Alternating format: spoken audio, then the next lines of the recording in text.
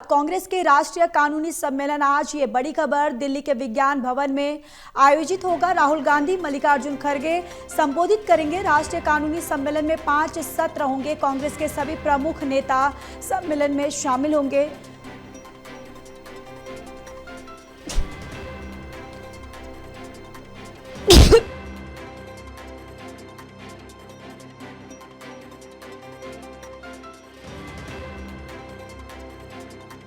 सम्मेलन को पूर्व न्यायाधीश, कानूनी शिक्षाविद संबोधित करेंगे। मानव अधिकार कार्यकर्ता भी सम्मेलन में शिरकत करेंगे। ये बड़ी जानकारी। कांग्रेस का राष्ट्रीय कानून सम्मेलन आज, जहां पर इस सम्मेलन में कांग्रेस के दिग्गज नेता, तमाम जो दिग्गज नेता हैं वो शामिल रहेंगे। दिल्ली के विज्ञान भवन में आयोजित होगा। राहुल गांधी मल्लिकार्जुन खड़गे संबोधित करेंगे इस सम्मेलन को। राष्ट्रीय कानूनी सम्मेलन में 5 सत्र होंगे, जहां कांग्रेस के सभी प्रमुख नेता इसमें शामिल होंगे। सम्मेलन को पूर्व न्यायाधीश, कानूनी शिक्षाविद संबोधित करेंगे। मानवाधिकार कार्यकर्ता भी सम्मेलन में शिरकत करेंगे।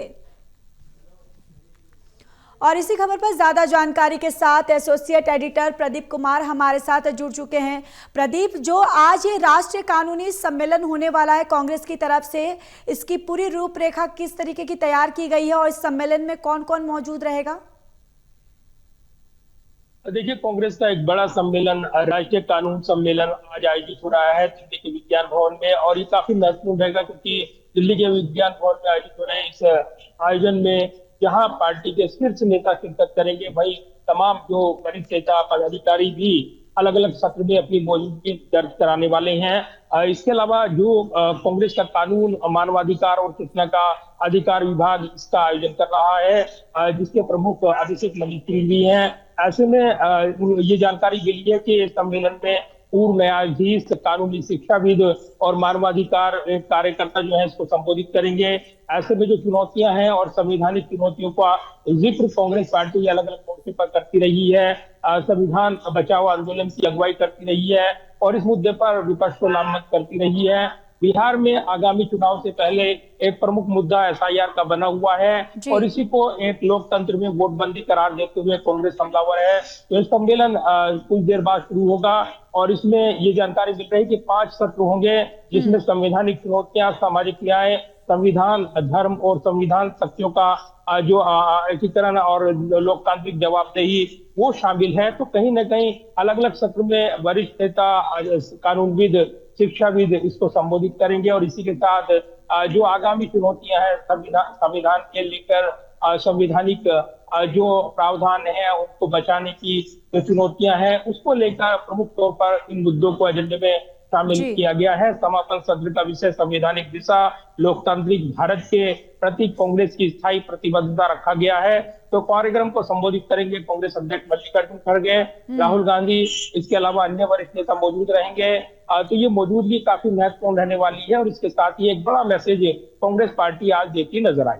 बिल्कुल। और देखिए, राहुल गांधी और मल्लिकार्जुन खड़गे संबोधित करेंगे और जिस तरीके से आप भी जानकारी दे रहे कि एसआईआर का मुद्दा जो है वो कहीं ना कहीं फिर से इस संबोधन में और इस सत्र में कहीं ना कहीं उजागर किया जाएगा। लेकिन प्रदीप जी, और कौन कौन से ऐसे मुद्दे हैं जो इस संबोधन में और बीजेपी को घेरते हुए कांग्रेस नजर आएगी?